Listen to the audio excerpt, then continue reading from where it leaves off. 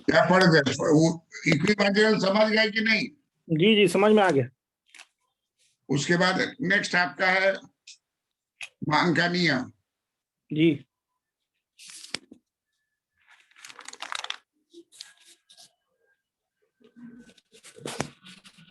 तो बोला जाता है लॉ ऑफ डिमांड।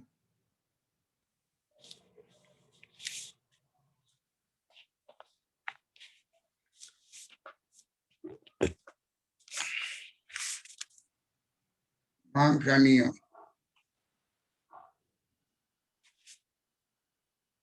देखिए मांग जो है ना, मांग का नियम छोड़ दीजिए, खाली मांग बोल रहे हैं। मांग जो है वो मूल्य के अतिरिक्त भी बहुत सारे बातों पर निर्भर करता है। तो मांग डिपेंड करता है मूल्य पर, तो पहले करता ही है, लेकिन दूसरा स्वाद पर करता है, तीसरा फैशन पर पड़ता है, इस चौथा जो है जलवायु का पड़ता है, ठंडा गर्मी, जनसंख्या का पड़ता है, आय का पड़ता है। तो मान लीजिए इसका नाम पी दे दें, स्वाद के लिए टेस्ट के लिए टी दे दें, फैशन के लिए एफ दे दें, जलवायु क्लाइमेट के लिए सी दे दें, जनसंख्या के लिए आर दे दें, आय के लिए वाई दे दें। तो और इसी तरह से डॉट डॉट डॉट ईटीसी, यानी जितना बात डालना है डाल सकते हैं।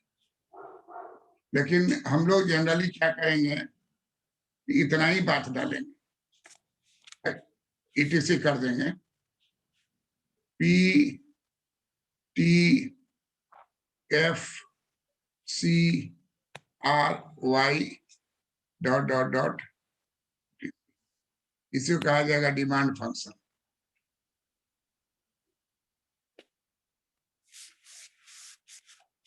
डिमांड फंक्शन मांग फलन। लेकिन जब हम लॉ ऑफ डिमांड की बात करेंगे, मांग का नियम, तो मांग का नियम जो होगा वो D is a function of P होगा, और अन्य बातें स्थिर है। अन्य बातें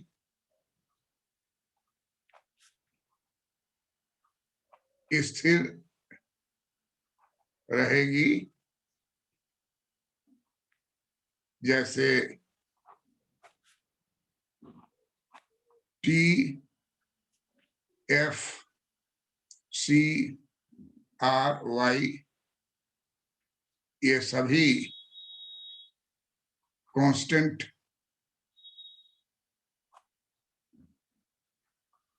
रहते हैं। इसको मांग के नियम में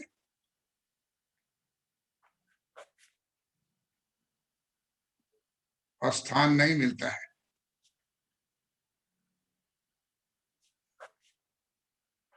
क्लियर है बात?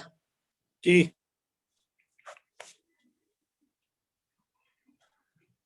मांग का नियम जो होगा क्लियर कट एक ही बात होगा, और होगा D is a function of P, और इसका डेरिवेटिव होगा D D by D P less than 0।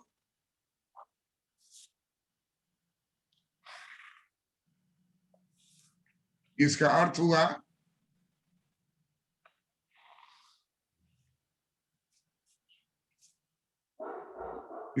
हुआ कि पी बढ़ेगा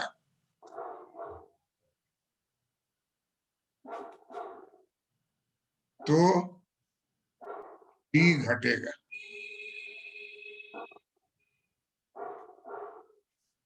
पी बढ़ेगा तो डी घटेगा,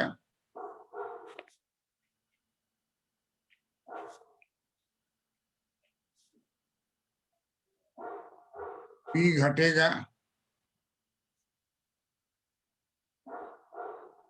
तो D बढ़ेगा।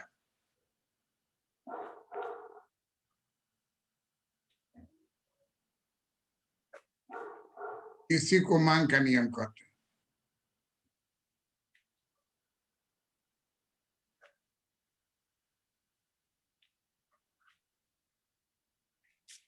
इसी को मांग का नियम कहते हैं।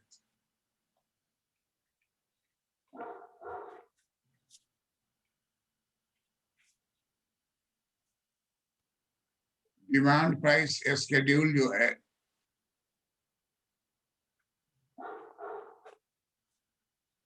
डी जो है 246 है तो P होगा 642।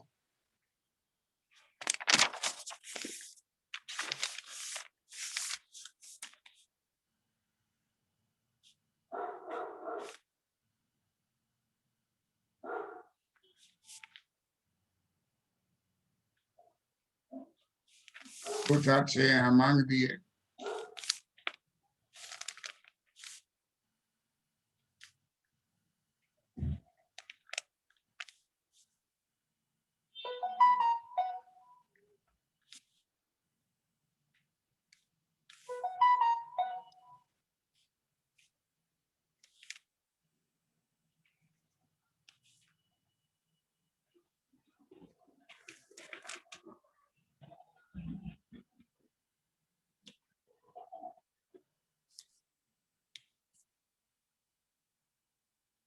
क्लियर है? जी अगर हम लोग कहेंगे कि P is a function of D, ये जो है मूल्य का नियम है।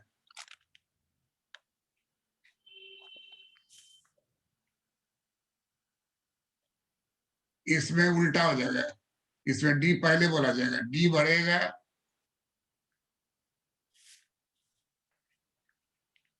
तो P बढ़ेगा, D घटेगा तो P घटेगा।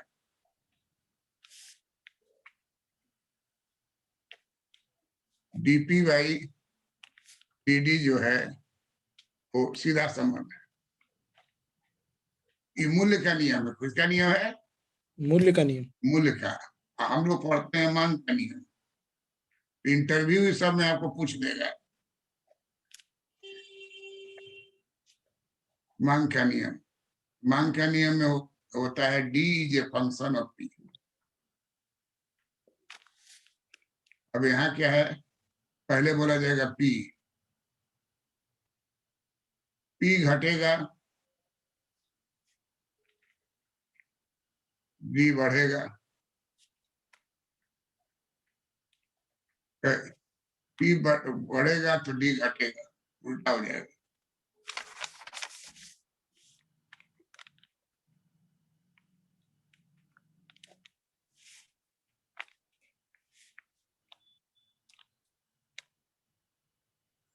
P बढ़ेगा तो D घटेगा। ये मांग का नियम है। और P घटेगा तो D बढ़ेगा। और उसमें जो लिस्ट दिया हुआ है तो जी उसको यहाँ लेना। अन्य बातें स्थिर है। अन्य बातें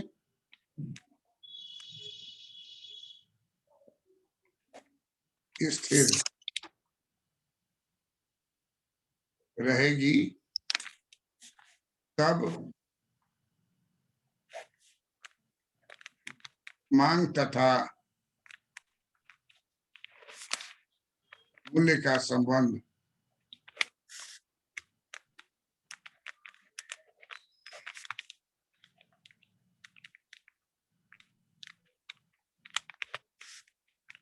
विपरीत होगी, विपरीत होती है।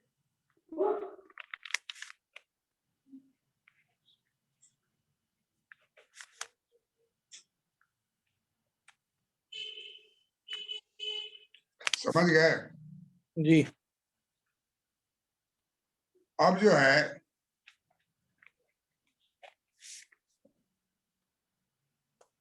अब डी है आपका यहाँ और ऊपर भाग गया,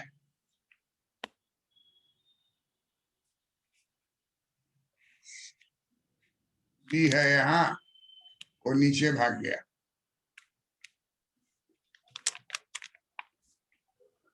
तो डी से D1 कहेंगे, इसको डी से D0 कहेंगे, D1 से D0।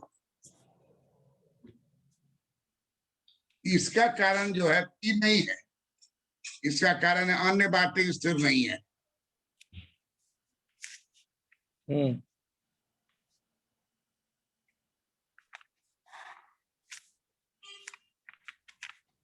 अन्य बातें स्थिर नहीं। नहीं। P मान लीजिए स्थिर है, ठीक है, जी। स्थिर है। अचानक देखिएगा कि मांग जो है M से बढ़ के हो गया Q। क्यों बढ़ गया? क्योंकि आय वृद्धि हो गई, आय वृद्धि, स्वाद बढ़ गया।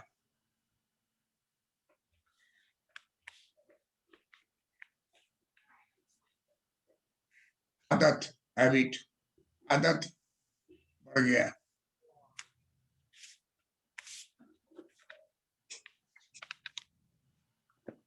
P स्थिर है, P क्या है? कांस्टेंट है। ये जो ऊपर खिसका इसको कहा जाएगा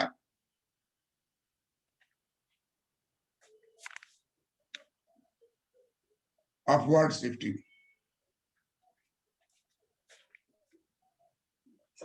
इसमें सब बात तो उलट दीजिए, आय घट गई,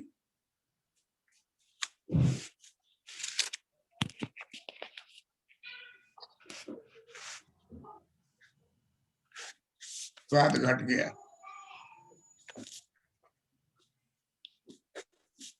आदत घट गया।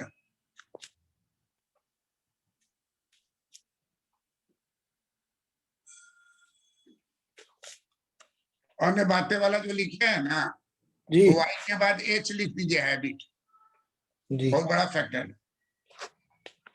अब आदमी सिगरेट पीना छोड़ देगा, सिगरेट की मांग बढ़ जाएगी, जी। रेखा ऊपर से नीचे खिसक जाएगी। वाई के बाद H लिख दीजिए, भर दीजिएगा। हाँ, लिख दिए।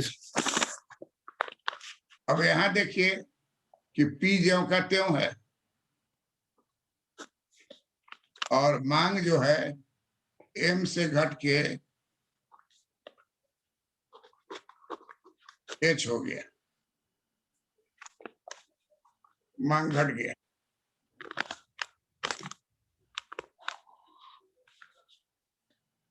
मांग में कमी, मूल्य स्थिर है।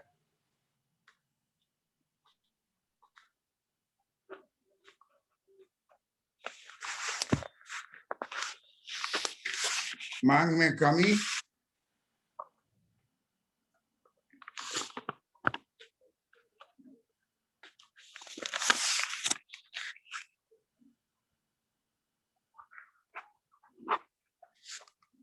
मांग में कमी, मूल्य स्थिर है।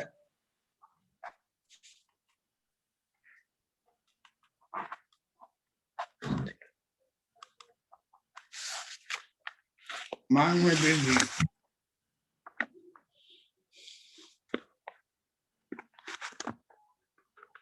मूल्य स्थिर है। इसको क्या बोला जाता है? इसको बोला जाता है शिफ्टिंग, इसको कहा जाएगा डाउनवर्ड शिफ्टिंग, डाउनवर्ड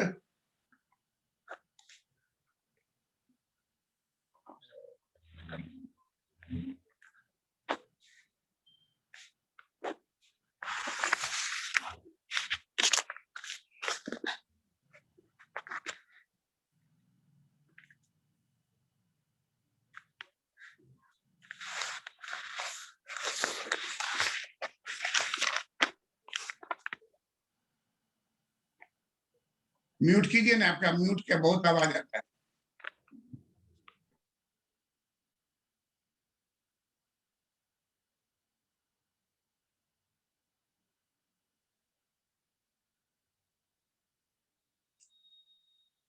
स्वाद घट गया, आदत घट गई, डाउनवर्ड डाउनवर्ड शिफ्टिंग, और ये हो गया अपवर्ड शिफ्टिंग, ये हो गया डाउनवर्ड शिफ्टिंग। दो गो शिफ्टिंग होता है। क्यों होता है आप जान गए कि अन्य बातों को हिलाएंगे तो शिफ्टिंग हो जाए, नहीं हिलाएंगे तो ज्यों का त्यों रहेगा मांग की रेखा। मांग की रेखा ऊपर से नीचे दाहिनी ओर झुकी रहती है मांग के नियम के कारण। ऊपर से वो नीचे आएगा, नीचे से ऊपर जाएगा। कारण क्या होगा कि प्राइस घट रहा है।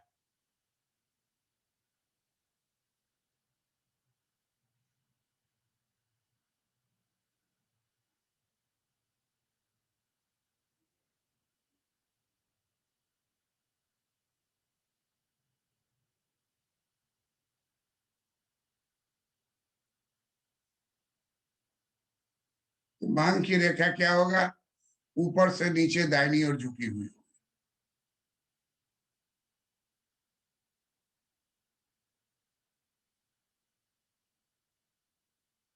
ऊपर से नीचे दाहिनी ओर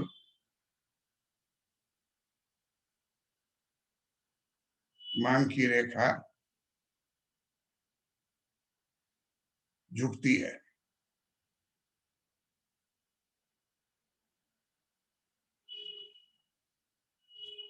ऊपर से नीचे दाहिनी ओर मांग की रेखा झुकती है।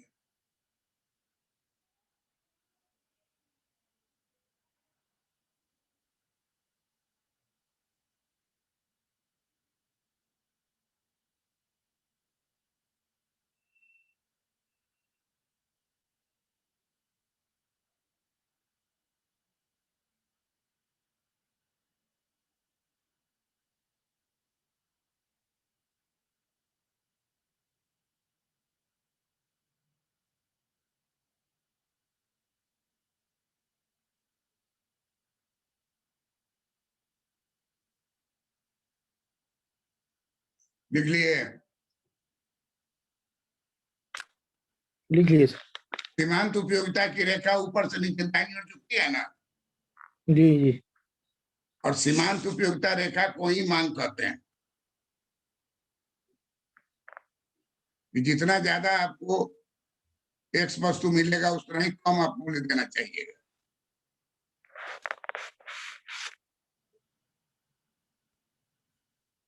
कम मूल्य पर ज्यादा मिलेगा तभी आप लीजिए। वस्तु ज्यादा बढ़ेगा तो मूल्य भी बढ़ जाए। मार्जिनल यूटिलिटी बराबर प्राइस होता है। तो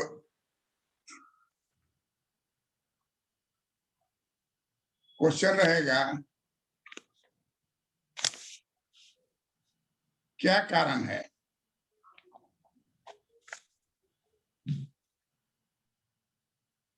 कि मांग की रेखा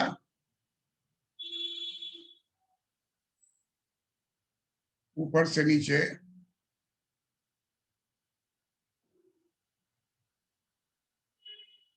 दाहिनी ओर झुकती है, दाहिनी ओर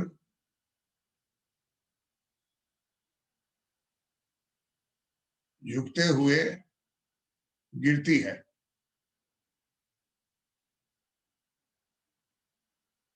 तो पहला कारण है आय प्रभाव।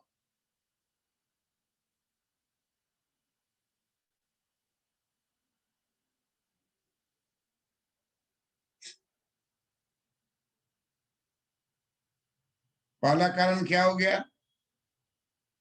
आय प्रभाव।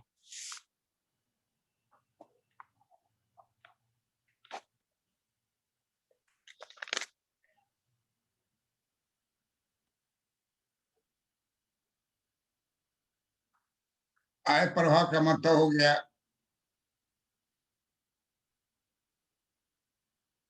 कीमत घटेगी,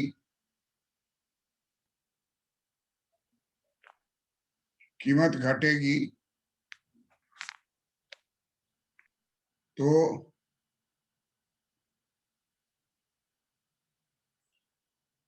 उपभोक्ता की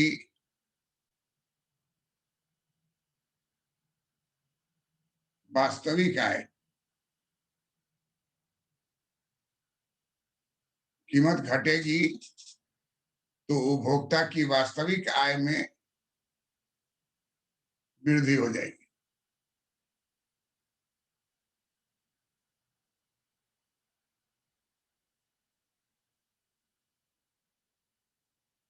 अगर पहले इतना ही खरीदेगा उसके पास से कुछ पैसा बच जाएगा कि नहीं? बच जाएगा सर। कीमत घट गई है तो उसी पैसे से वो घटे हुए वस्तु का क्वांटिटी बढ़ा देगा तो उपभोक्ता की वास्तविक आय में वृद्धि हो जाएगी, जिसके कारण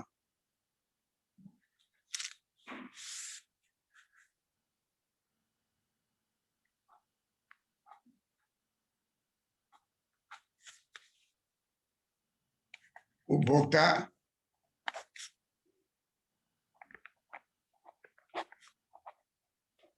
कीमत घटने पर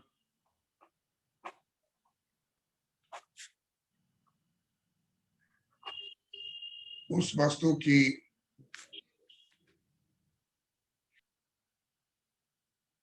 अधिक मात्रा क्रय करेगा।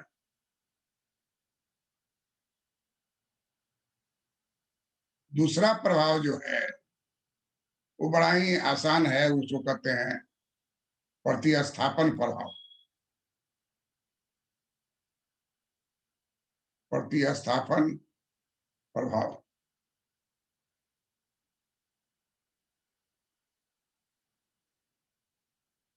एक्स तथा वाई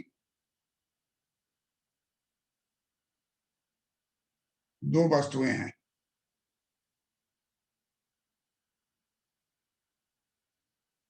एक वस्तु की कीमत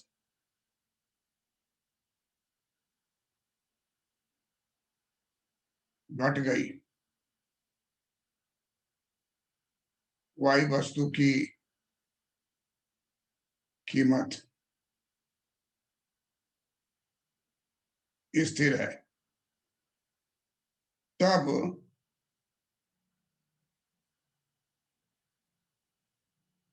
तुलनात्मक रूप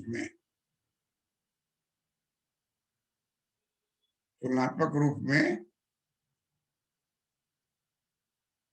वाई वस्तु महंगी हो गई।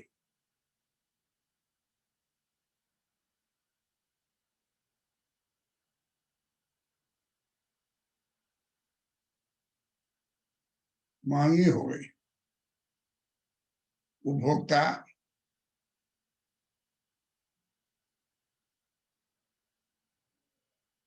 माइनस डेल्टा वाई खर्च करेगा और उस पैसे को शिफ्ट कर देगा करेगा अब प्लस डेल्टा एक्स करेगा।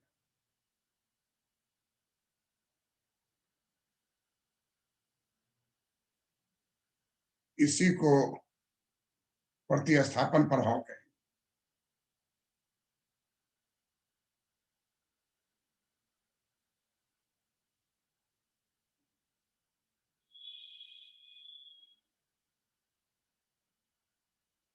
कहेंगे जिससे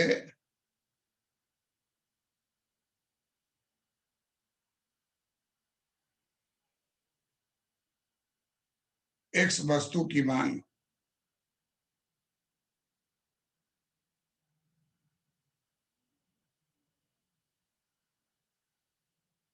बढ़ जाएगी।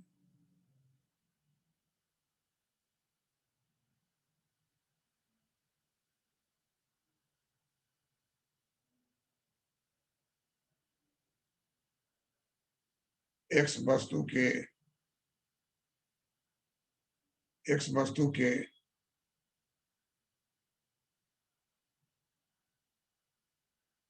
मूल्य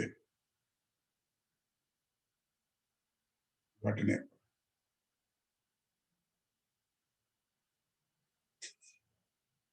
क्लियर है बात?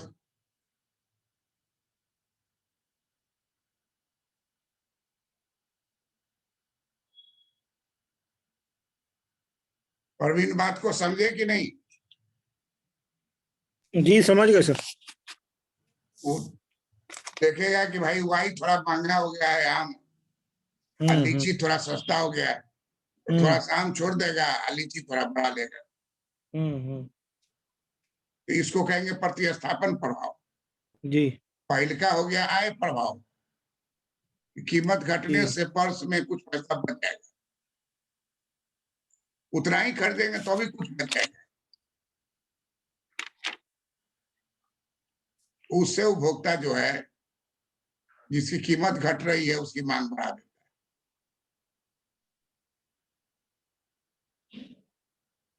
सर ये जैसे लिखा रहे हैं कि क्या कारण है मांग की रेखा ऊपर से दाहिनी नीचे की ओर झुकी रहती है, है। हाँ, और हम लोग सर ये इसका प्रभाव पढ़ रहे हैं। किसका प्रभाव?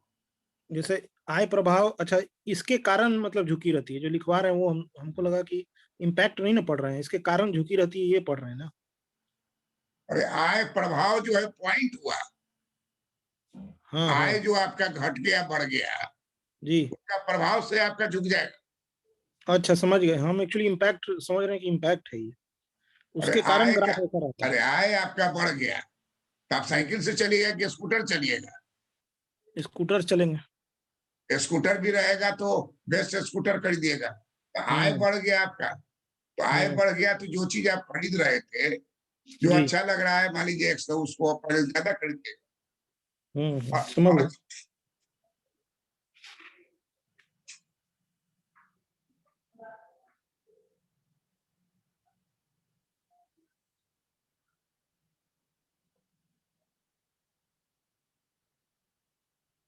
और तो नाम उसका दिया गया, पहला पॉइंट का नाम हो गया आय का, आय प्रभाव। जी जी। दूसरे का नाम हो गया प्रतिस्थापन प्रभाव। जी। ये सब चीज आप इंडिफरेंस करने पड़ते हैं, लेकिन उसका बीजारोपण यहाँ किया गया। हम्म। आप इंडिफरेंस का पहले पढ़ लिए, उसमें आय हम्म। प्रभाव प्रतिस्थापन प्रभाव था कि नहीं? हाँ प्रतिस्थापन पढ़े थे सर। हाँ वही, वहां अलग है, यहाँ बता रहा है मांग के ऊपर क्या प्रभाव पड़ा। मार्जिनल रेट ऑफ सब्स्टिट्यूशन पढ़े थे वहां पर, वही है ये। हाँ वही है, वो रेट हटा दीजिए रेट हटा देंगे। तो सब चूट करेगा वो। हम्म। वाई को थोड़ा छोड़ेगा, एक्स बढ़ाएगा। ये प्रवृत्ति है कंज्यूमर में, विवेकशील होगा तो करे, पागल होगा तो नहीं करे। हम्म। तो पागल का अध्ययन इकोनॉमिक्स में नहीं करते, वो साइकोलॉजी में होता है। हम्म। इकोनॉमिक्स में हम लोग मान के चलते हैं कंज्यूमर जो है रैशनल है, हम्म। विवेकशील है, वो सही काम ही करेगा, गलत काम नहीं करेगा। हम्म। इनकम बढ़ गया तो वो बढ़ा देगा। तो सर इंडिफरेंस कर का भी यही ग्राफ था इसी टाइप का, और यहाँ भी इसी टाइप का है। नहीं, यहाँ यूटिलिटी पर आधारित है, मार्जिनल यूटिलिटी। अच्छा अच्छा। और वहां जो है वो डबल एक मार्जिनल रेट ऑफ सब्स्टिट्यूशन, वो ऑर्डिनल है, कार्डिनल है। कार्डिनल ऑर्डिनल वर्ड बताए हैं? नहीं नहीं बताया अभी। हाँ तो बता देंगे, उसको क्लियर आपको।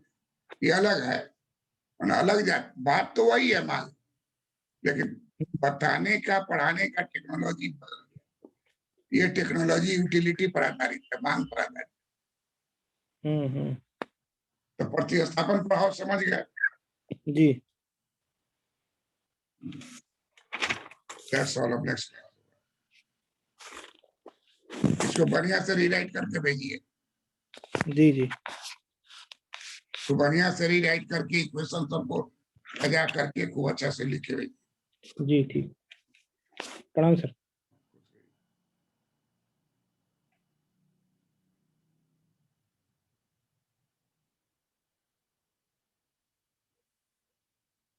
प्रणाम सर।